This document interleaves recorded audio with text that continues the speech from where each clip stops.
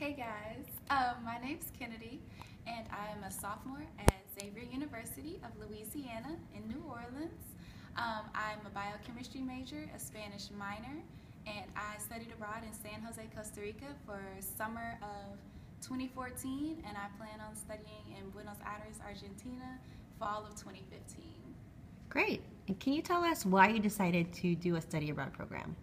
I decided to do a study abroad program because ever since I was in high school, I loved the whole idea of me being able to be out of the country, even though at that point I'm from Georgia and I had never been west of Alabama. So I just really was intrigued by going to different countries. And so when I started looking for colleges, my parents would ask all the logistic questions like, how's the scholarship, how's the academics? And I'm just like, well, how's the study abroad program?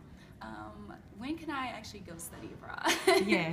So I've just always had an interest in it, and I'm so glad I get to travel the world and also get my degree as well. Great.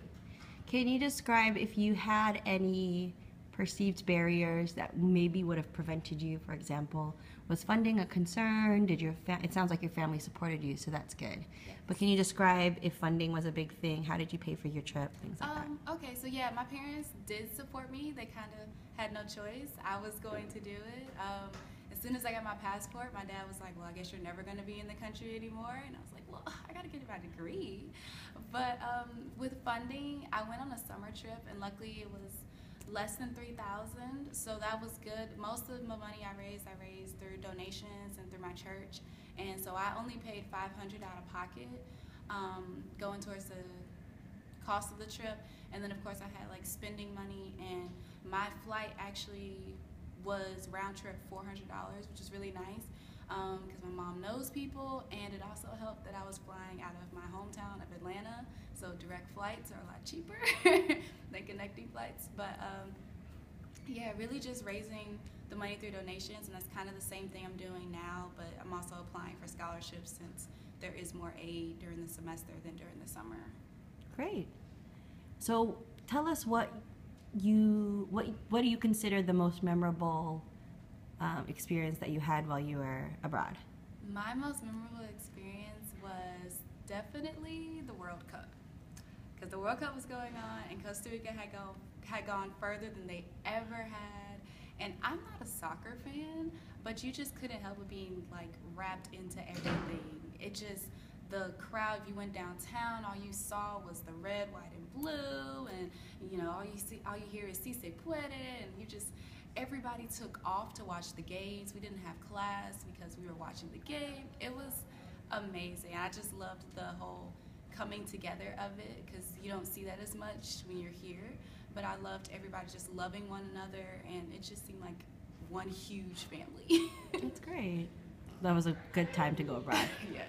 So can you describe what it was like, however you decide to self-identify, but what kind of experience did you have with regards to discrimination? Did you face anything? Like, what happened?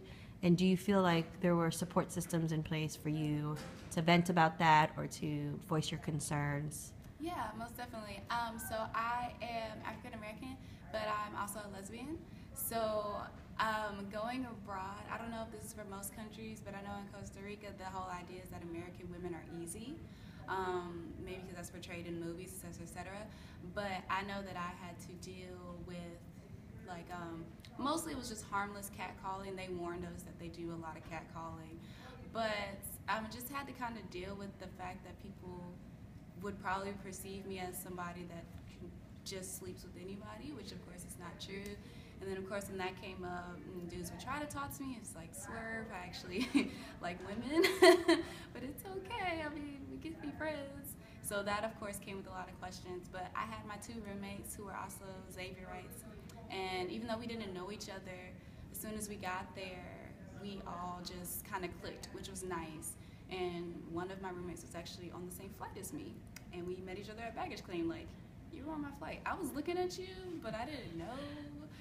So it was really nice. Great. Awesome.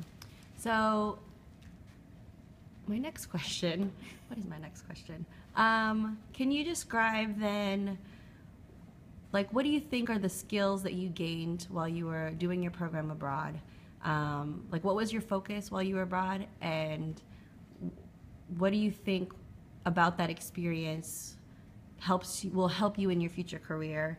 Specifically, what you want to do with your future goals. Like, what do you think translates, and what do you think has improved you overall? I really want to say, like, the language skill really, really helped me, because I want to be a physical therapist, and I've shadowed physical therapists, and I can see there's a lot of Hispanics back at home and a lot of Hispanics in general, so to see that language barriers sometimes not necessarily affects the treatment, but more so affects, like, the communication that you could have with your physician.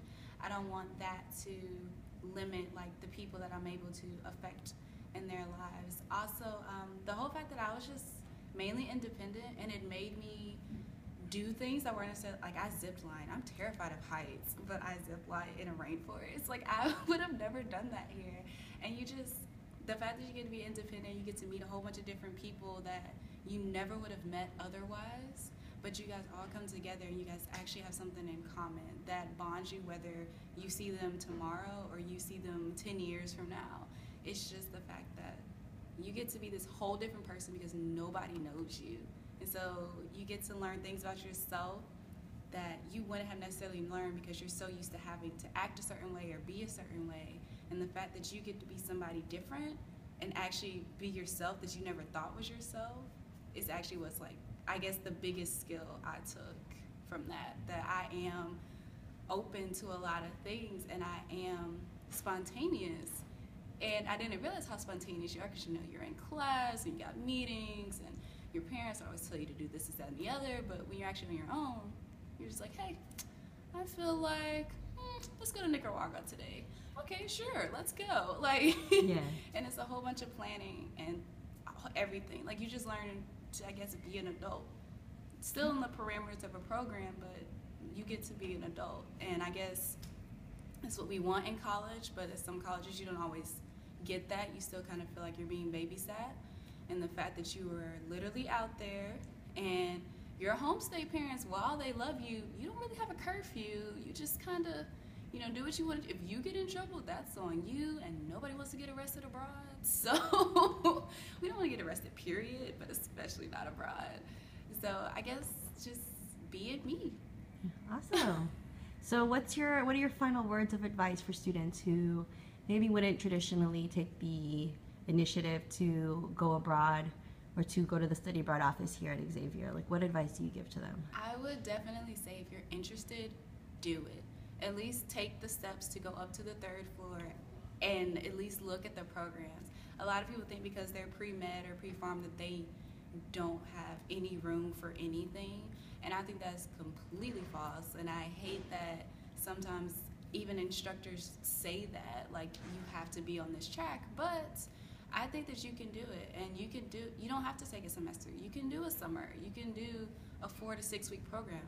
There is a program in Cyprus where you get to open up cadavers and stuff. I mean, there's stuff that you can do for you, and it's not necessarily, at the end of the day, you're not doing it for them. You're doing it for yourself. And if you really are considering doing study abroad, you should most definitely do it, and don't let anybody stop you from doing it, because at the end of the day, you're going to have this great experience that you might not have had otherwise. Great. Thank you, Kennedi. You're welcome.